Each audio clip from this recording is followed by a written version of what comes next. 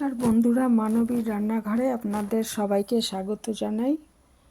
আমার আজকের রেসিপি ভেটকি মাছের ঝোল। এটা খেতে খুবই ভালো হয়। আজকে আমি শুধু আলু আর বড়ি ধনেপাতা দিয়ে করেছি। এটা শীতকাল হলে ফুলকপিও দেওয়া যায়, সেটা খুব ভালো হয় খেতে। প্রথমে আমি ওই মাছ ধুয়ে নুন হলুদ মাখিয়ে রেখেছিলাম। তারপরে এই কড়াইতে সর্ষের তেল গরম করে 2 চামচ মতো সর্ষের তেল গরম করে আগে মাছগুলো ভেজে নেব। মাথা আর মাছের মাথা আর লেজারটা আগে ভাজবো, তাহলে ভালো হয়। তাহলে অন্য পিসগুলো দিলে অনেক সময় আগে লেগে যেতে পারে, ওই জন্য মাথার লেজাটা সবসময় আমি আগে ভেজে নিই। তো এটা এক পিঠ ভাজা হয়ে গেছে, এবারে অন্য পিঠটাও ভেজে নেব। আর ভাজাটা সব সময় লো টু মিডিয়াম আঁচে করতে হবে। চড়া আঁচে করলে মাছটা পুড়ে যাবে আর ভাজাটা ঠিকমতো হবে না।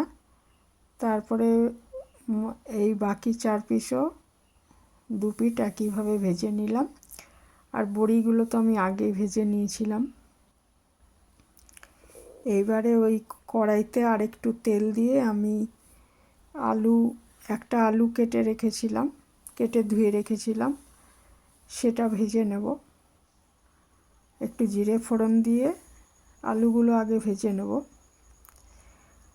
আর মশলাটাও করে রেখেছি, নুন হলুদ দিয়ে ভেজে নেব আগে ভালো করে আলুটার। মশলাটা কিন্তু আমি 10 মিনিট মতো জলে ভিজিয়ে রেখেছিলাম। জিরে গুঁড়ো আর ধনে গুঁড়ো আর আদা বাটা আর লঙ্কা গুঁড়ো এগুলো দিয়েছি।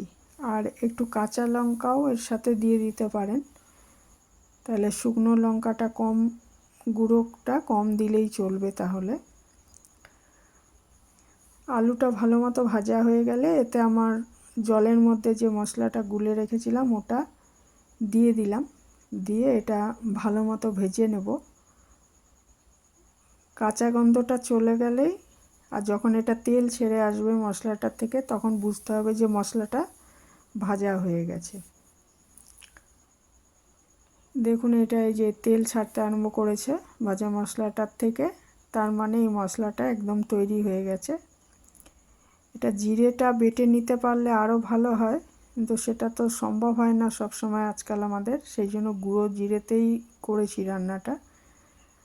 বাটা মশলায় স্বাদটা আরও বেশি স্বাভাবিকভাবেই ভালো হয়। আর জলটা যতটা ঝোল রাখবো সেই হিসাবে দিতে হবে। আমি এখানে 1.5 গ্লাস জল দিয়েছি। আর ঝোলটা ফুটে উঠলে তারপরে আমি মাছগুলো দেবো। আর আলুগুলো ইতিমধ্যে কিছুটা সেদ্ধ হয়েই গেছে, কারণ ভালো করে ভেজে নিয়েছিলাম। দিয়ে এটা 3-4 মিনিট ফুটিয়ে নেব। নিয়ে ঢাকাটা খুলে একটু দেখে নেব যে আলু টালু সব সেদ্ধ হয়ে গেছে কিনা। সেদ্ধ হয়ে গেলে এটা আর ঢাকা দেব না, এর মধ্যে ধনেপাতা ছড়িয়ে নামিয়ে নেব। খুবই কম তেল মশলায় এই ঝোলটা খুবই ভালো হয়, শরীরের জন্যও ভালো, খেতেও ভালো। তেল মশলার একদমই আধিক্য নেই এই রেসিপিটায়। আর শীতকাল হলে এর মধ্যে একটু ফুলকপি দিলে এটার টেস্ট আরও বেড়ে যায়। না, এখন ফুলকপির স্বাদ সেরকম নেই শীতকালে যেরকম থাকে, সেই জন্য আমি আর ফুলকপি দিইনি, শুধু আলু দিয়ে করেছি।